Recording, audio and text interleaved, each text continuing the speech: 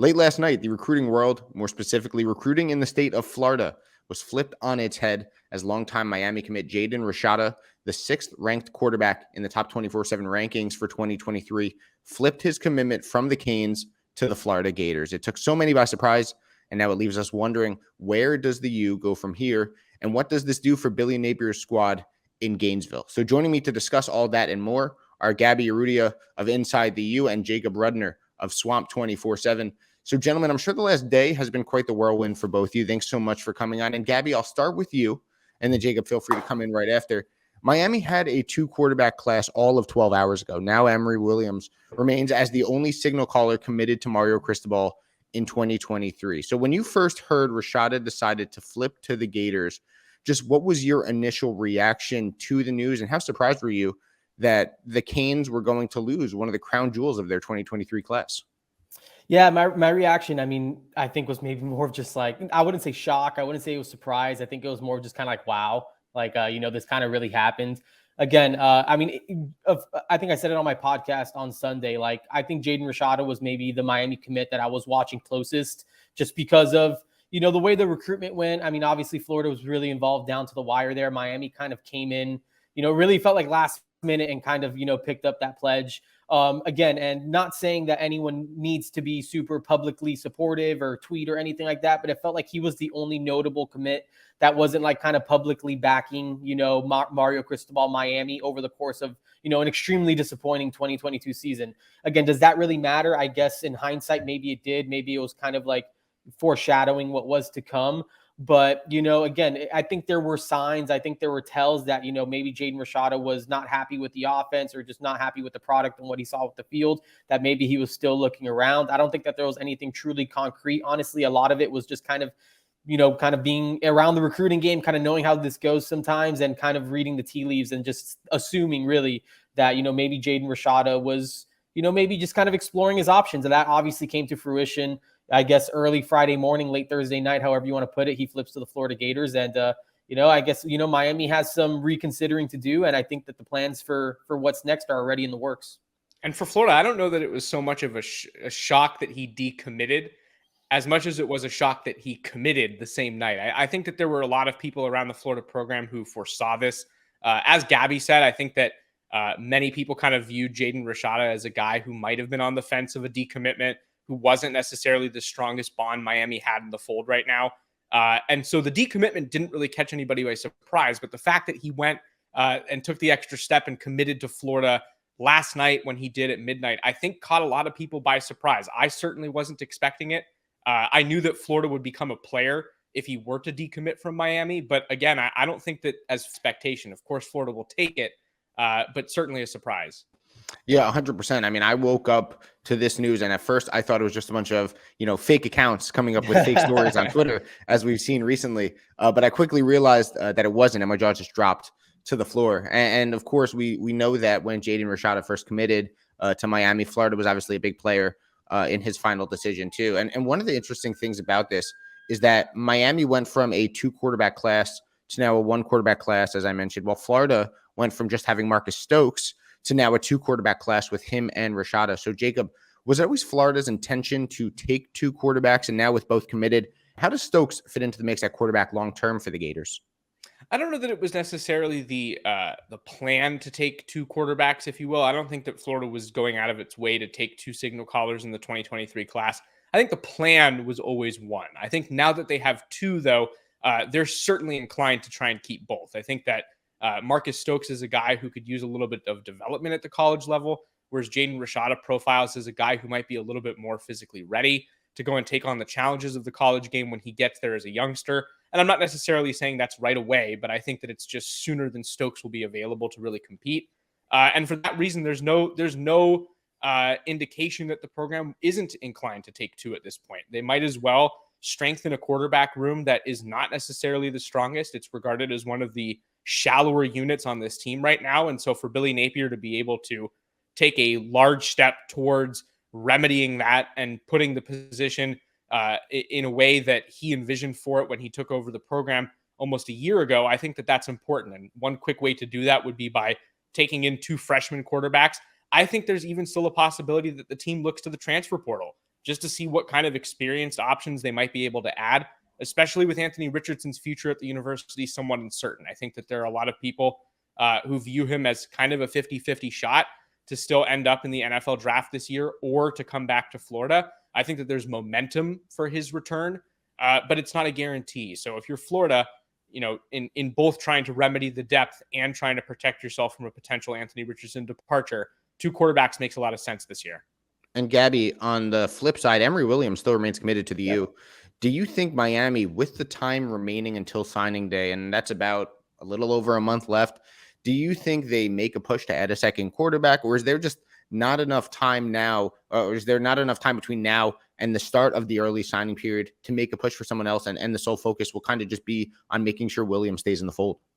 Yeah, I think the primary focus is going to be holding on to Emory Williams. Again, he's someone that threw for them over the summer. I feel like Miami did a good job identifying him. He has a lot of fans in the building, and, he committed before Jaden Rashada did. And there were people at that time, again, Miami had kind of lost track with Jaden Rashada, kind of made that late push.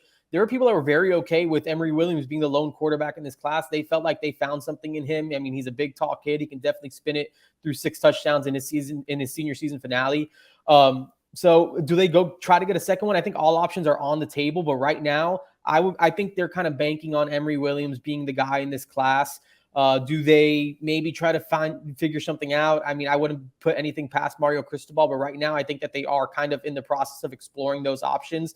I think the transfer portal, it's like same deal with Florida. I mean, I think Tyler Van Dyke, I think it's honestly, there's a very good chance that Tyler Van Dyke comes back in 2023 based on what I've been able to gather.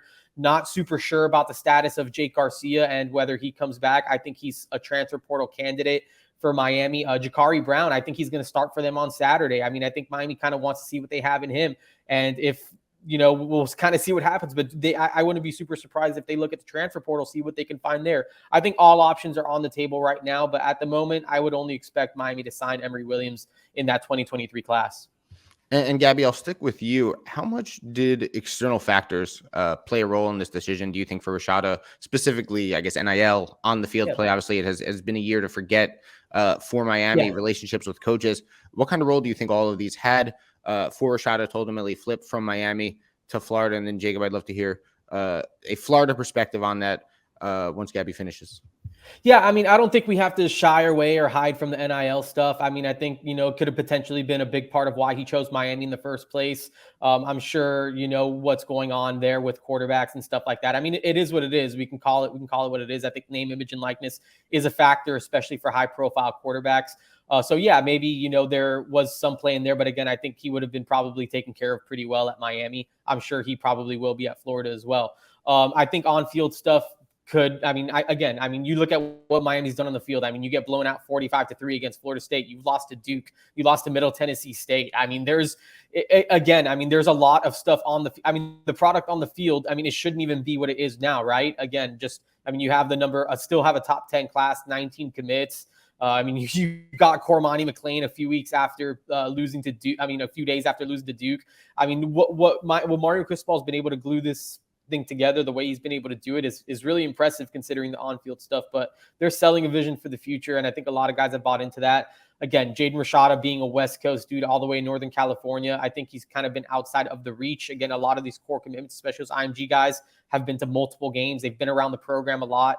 So yeah, I think it's naive to say that any external factors didn't play a factor in this. And, obviously Florida is performing much better than Miami in the SEC, all those things that are obviously attractive. I think that was well said. I mean, I think that you'd be foolish at this point in college football to ignore NIL. It's obviously a factor in every decision with high-profile athletes. Not every single one, but you would have to imagine that a vast majority of them, that's certainly an influence. And then I would agree with Gaby. I don't know how you could ignore Miami's season to this point. It's been a disappointment. They've lost to teams that they shouldn't lose to, no matter the stage of the coaching change. And then, you combine that with the factor that Jaden Rashada is not a local recruit. It is harder to kind of sell him the vision while the team is losing. He sees things from a national perspective. And so while we haven't necessarily had an opportunity to discuss these things with him yet, I'd be hard pressed to believe that he didn't see some of that and get discouraged with the commitment, especially if it was initially rooted in, NIL or whatever the case may be. I'm sure that a lot of the national noise about Miami's season so far probably led to a change of heart. And so I'm not necessarily surprised by this. I think that of all the commits, just to kind of tie back to what we talked about earlier, of all the commits that Miami has in the fold, this is the least surprising to see him flip. Right. I agree. I think that this is a situation where he is exposed to a lot of the broader perspective nationally about what's going on at Miami. And that plays a massive influence for a family that's trying to put their kid in a situation where he can be successful right away. And I'm not surprised that Florida looks like a more encouraging option at the moment to a family that's on the other side of the country and has those kinds of things to consider. And gentlemen, I'll end it on this one. And Gaby, you can kind of take it first. How does this affect both classes moving forward with the decommitment and with the poor play on the field for Miami in Mario Cristobal's first season? How worried should Miami fans be that Rashada is the first, but not necessarily the last departure from this 2023 group? Yeah, Lance, I mean, I got off the phone maybe 10 minutes before we hopped on this call, really having this exact same discussion. And I really do feel, again, it would be kind of wild, and, who knows how this actually works out. But I think that people in Coral Gables are pretty confident that the rest of this class kind of stays together. I mean, I think they feel very confident about this group. And again, the buy-in of, Mario Cristobal wasn't selling a vision of 2022. He wasn't telling these guys, hey, we're going to win 10 games this year. He was saying, hey, you guys are going to have an opportunity to come in here and play. And while that might not have been the external message to the public, to the media, internally within those walls, he's been telling recruits for a long time, like, hey, we need you guys to come in here to help flip this thing around. So I think that message was received a long time ago. And I think that's a part of the reason why we haven't seen a mass exodus in 2022. So yeah, right now, as we're recording this, Lance, I do think Miami hangs on to a lot of these guys. I mean, I think Francis Mauigoa sticks. I think a lot of these dudes, Cormani McClain,